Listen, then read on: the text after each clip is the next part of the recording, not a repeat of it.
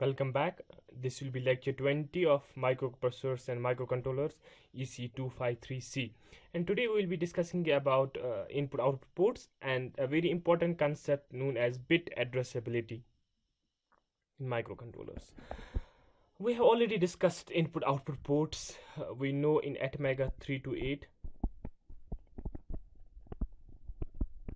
we have three ports.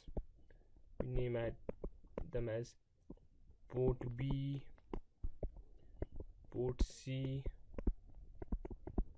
and port D.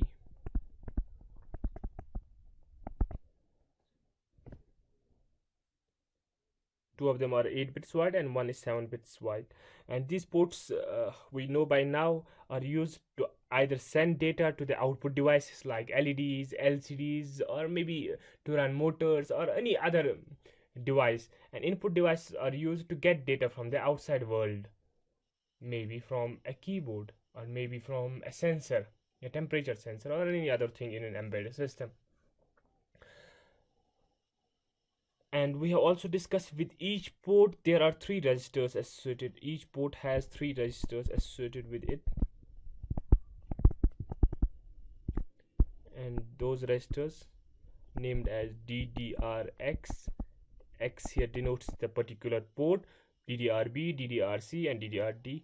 And then we also have port register, PORT, port X, port B, port C, port D. And then we have pin register for all three of these ports: pin X, pin A, pin B, pin C. We also discussed the function of these registers. This is the data direction register,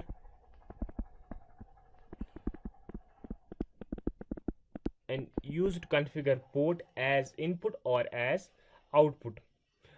Whenever we have to use port as an output device to send the data out from the microcontroller, we simply write ones in the data direction register. And then we have port X. This register is actually used to get data out on the port. Whenever we need to send a data, we have configured a particular port as output port. Then whatever data we need to output from the microcontroller, we write that in the corresponding port register. So this is used for output. And if we have configured the port as input, so any data coming from the outside the world will be actually present in the corresponding pin register. So this is used as input. We have also discussed two commands that are used for input and output, and you should remember these commands are not specific to the ports only. They can also be used in with respect to other input output registers, like we have used these commands in stack pointer, and these are out and in. The general syntax of these commands is out, name of the register, maybe DDR register or port register or pin register, and or after that we write a general purpose register. For example, it can be something like this: out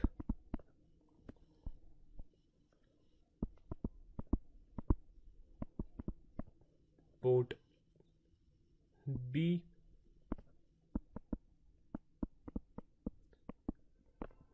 oh sorry,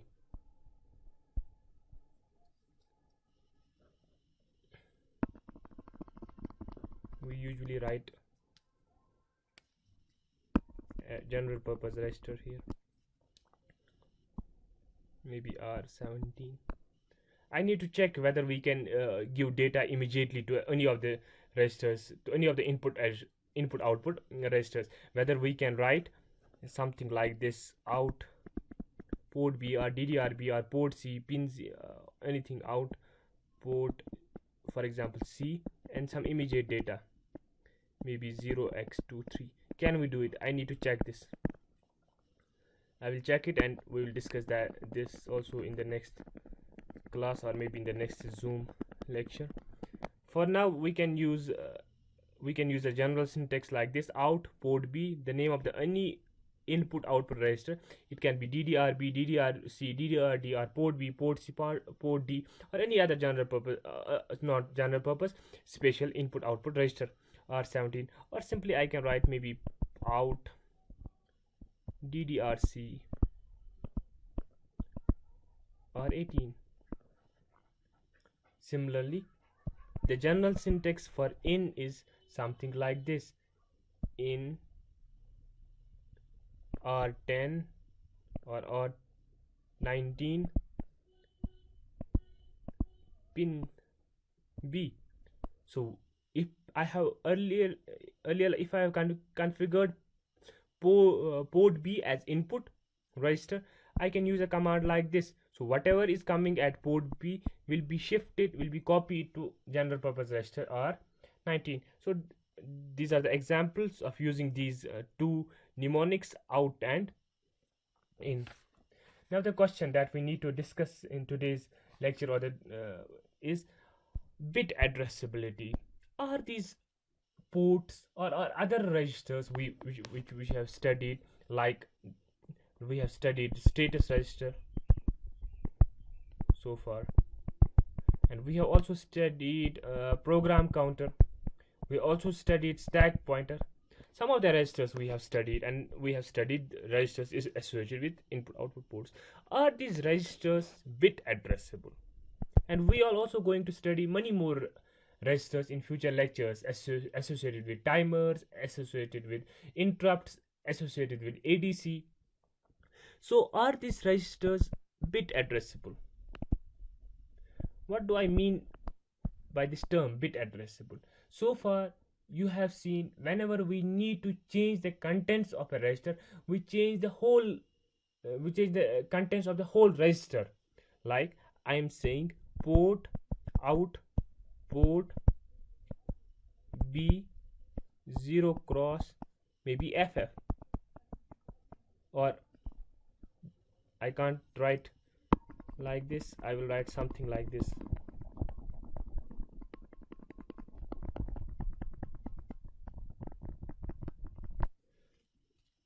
LDI R16, assuming I have previously configured port as output port, R16 0 cross FF out port B R16. So what I am doing here, I am moving FF to port B, to the output of port B. So if this is my microcontroller, this is port B, this is PB0 and PB1 2 up to PB7. Each of these pins will get, port B will get FF, that means 1 1 1 1 1 1 1 1. So everywhere I will get 1 1 up to PB7. So everywhere I will get actually 5 volts. What if I needed to only change the values of individual bits? What if there was an output device or an LED connected only to PB0? Can I do that? Can I change the status of PB0 without altering the status of other 6 bits? Can I read data from one of the pins of the port of a particular port without reading other pins? Or can I write something on one of the pins of the port without altering the nature or the status of the other pins of that port? In this case, maybe after executing these two instructions, every pin in port B has 5 volts. Now after some time, maybe I call a delay subroutine, I have written somewhere. After that, I need only to change the status of port B. I need to change the status of only PB0, the first pin of port B. Can I do that? That is known as bit addressable. If the register is bit addressable, if the port register is bit addressable, then I can do it. If the port register is not bit addressable, then I can't do it. Similar is the case with the program counter, stack pointer, and the status register. If any of these registers are bit addressable, then I can change the individual bits of these registers without altering the status of other bits of that register. But all the registers of Atmega 328 are not port addressable or not bit addressable. Only some of them are. General purpose registers, for example, none of the general purpose 32 general purpose registers are bit addressable. Some of the special function, what we call special function registers or input output registers, they are bit addressable. Exactly, there are actually 32 input output or special function registers which are bit addressable. For example, we have EIFR register, TIFR register. We have not discussed those registers so far. Registers which we have discussed that are bit addressable or the registers associated with ports. So in case of Atmega 328, 9 registers are associated with 3 ports, and all of these 9 registers are bit addressable. So all port registers are bit addressable. All port registers are bit addressable.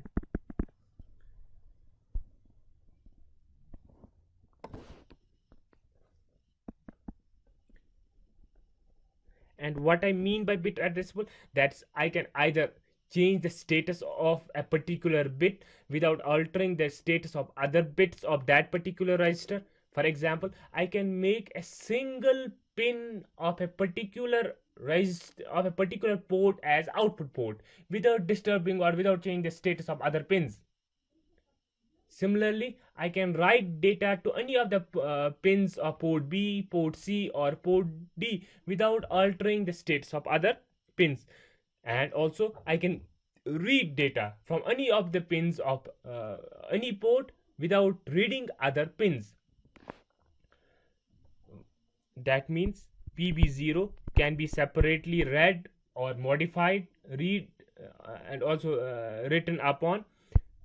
Similarly, PB1 can be separately modified without changing the status of PB0, PB2 up to PB7. Similar is the case with PB2 up to PB7. And same is the case with pins of port C and pins of port D, whether they are bits in the port register, whether they are bits in the data direction register, whether they are the bits in the pin register. We can read or write individual bits without changing the status of other bits in that particular register. So what are the commands we use for addressing the individual bits? We have two simple. In bits, we can only write two things. We can either write 1 or we can write 0. So we have two different commands. We have set bit individual and we have clear bit individual.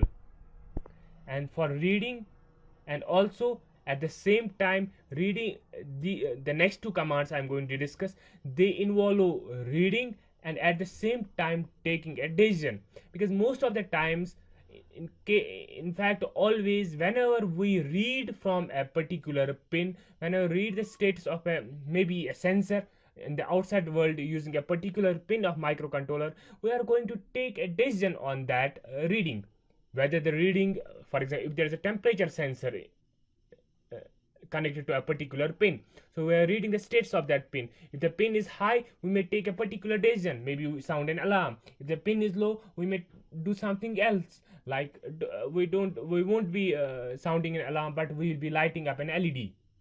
So reading the pins almost always means that we have to take a decision on the basis of that reading. So reading individual bits is also accompanied by taking decisions. So we have two instructions here also, SBIC, that means skip if bit is cleared, if the input bit is cleared, and we have SBIS, skip a bit in the input output register is set.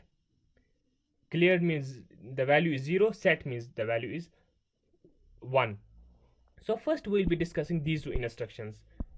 These two instructions are used to modify the contents of a particular bit, and these two instructions are used to read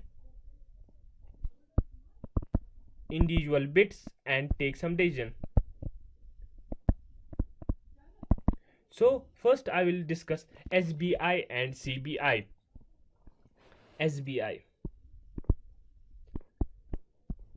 and CBI. What's the general syntax here? I can write SBI, any IO register. You should remember that this IO register should be bit addressable. So it can be either the 9 registers associated with our input output ports, or it can be some other input output register that is bit addressable. We have not discussed any other register yet that is bit addressable.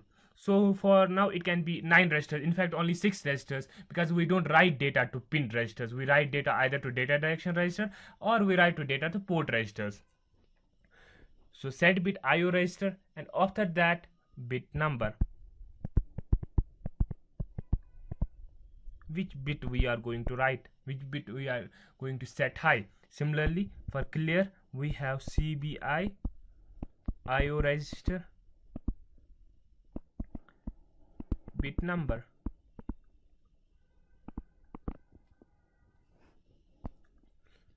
Let me give you an example. For example, last time we discussed that we had LEDs connected to the port B. 8 LEDs connected to every pin of port B. So maybe we have a single LED connected maybe to a PB3. We have PB0, we have PB1, we have PB2, PB3, the 4th pin of port B, and there is an LED, and we need to blink that LED continuously. So you know how to blink an LED continuously with some delay. We turn it on by sending a 1, and then we wait for some time, we incorporate some delay, and then we turn it off and repeat the cycle forever. So how we are going to do it? We don't have to disturb. Maybe other pins have some input or input pins, so we don't have to disturb other pins of port B. We have PB0, maybe that has some input devices there. Also maybe there is some input device at PB4, PB5, or maybe there's some input device at output device at PB5, PB6. We don't have to disturb. We don't know what is on other pins, so we don't have to disturb them. Only we have to do is to blink the LED connected to PB3. So first of all, since PB3 will be a output pin, this not a port this time, but we talk in terms of pins now. It's output pin, so we need to configure it as output pin. How do we configure it as output pin? We must write 0 to the corresponding pin in the data direction register. That means DDRB3 should get 1. And how do we write 1 to a particular input output register that is bit addressable? Using set command. So what I will do, first of all, I will write after org 0h SBI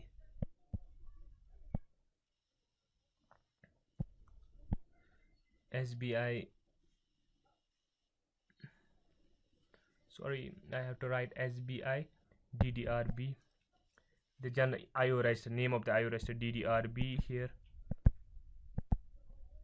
and then the bit number is 3. We are counting starting from 0, so it is 3. So when this instruction will be executed, our pin PB3 will be configured as output. We are setting a particular pin, that's pin 3 of DDRB register. That means configuring port B, the 3rd pin of the port B, as output register. Now we can send some output data.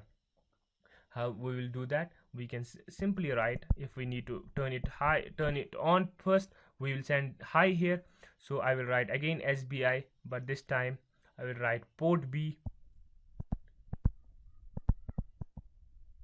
3. So this instruction, it will be executed, it will actually turn on our LED. We already discussed how it will turn on the LED. And after that I will incorporate some delay. Maybe I have a delay subroutine. I will call delay, particular delay, maybe 10 microseconds, maybe 1 second. We don't need to discuss that now. And after that delay, I am turning it off. So how I will turn it off? By sending a 0. And how do I send 0 to an individual bit? By using CBI command. So CBI, same one, port B 3, and again I will keep it off for some time. Then again I will call delay, and then I will repeat the process. For example, I will write jump or jump, any of these jumps, jump to ABC, and ABC will be here. That means turn it on again and off and on and on. This is a simple program demonstrating how bit addressability works, how we can address or modify individual bits of input-output bit addressable registers without changing the status or altering the status of other bits in that register. So next we'll be discussing about the other two commands, SBIC and SBIS. Skip next instruction, skip a bit is cleared and skip a bit is set.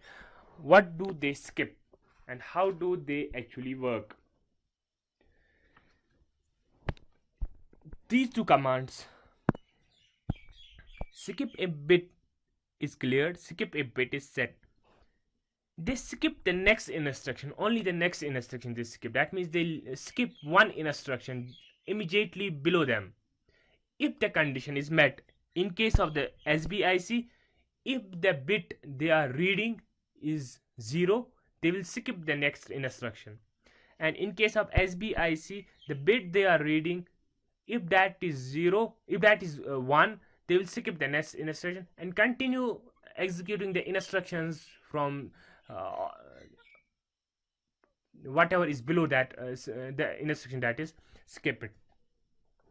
So for example, if I write a sample, I write some instruction like this. For example, I have a microcontroller at mega 328. So this is my port C and this is PC2, and I have a switch connected to it.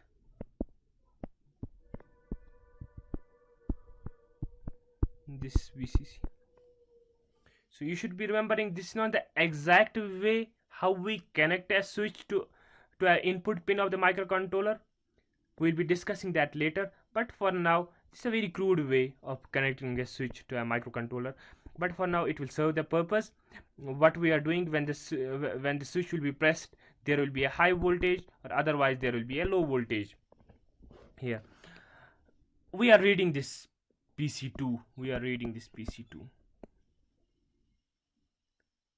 and depending upon what value is read, we have to take certain decisions. So maybe there are some instructions. First of all, we have to configure this PC2 as input pin. So how we do that? We use CBI command, because this time I have to write 0 in the corresponding data direction register.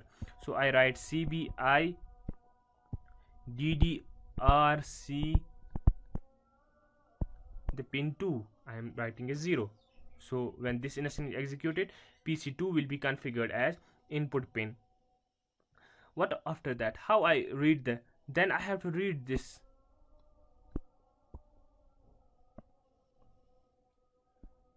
For example, if I have to read this, and if it is 1, I have to do something, and if it is 0, I have to wait when it will be 1. Simply the program here is, the objective here is that the microcontroller has to do something, and when it has to do something, when the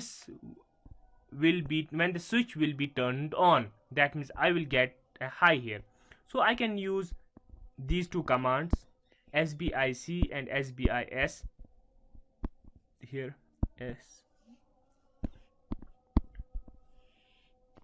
SBIC, skip a bit, SBIS. So what I have to check? I have to check whether this bit is set or not.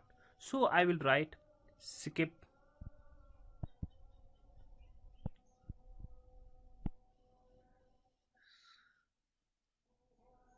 skip a bit is set if I write this thing. So whatever the instruction after this, that will be skipped. The immediate instruction after this will be skipped, but I have to complete the instruction skip a bit as which bit? The second bit of pin C register, because I am reading pin C is the input register. So I will write pin C to the second pin of port C. I am reading that. If that is set, that means there is a 1. It will skip this. It will skip this instruction immediately below here, and then continue executing the instruction after that. So here is my main job. Whatever I have to do, for example sound an alarm, I will write that here. And what I will write here, maybe I will write here, for example, jump to ABC, and ABC will be here. So what's my program doing? My program, it's configuring PC2 as our input pin. Then it is reading pin 2 of port C, and if it is 0, for example it can be 0 or if it can 1. If it is 0, then it won't skip the next instruction.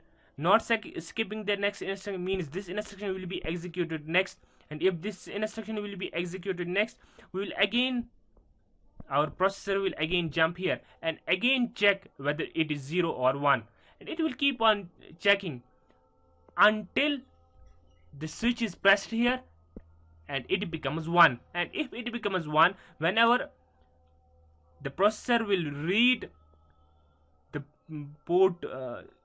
pin 2 of port C, it will be high.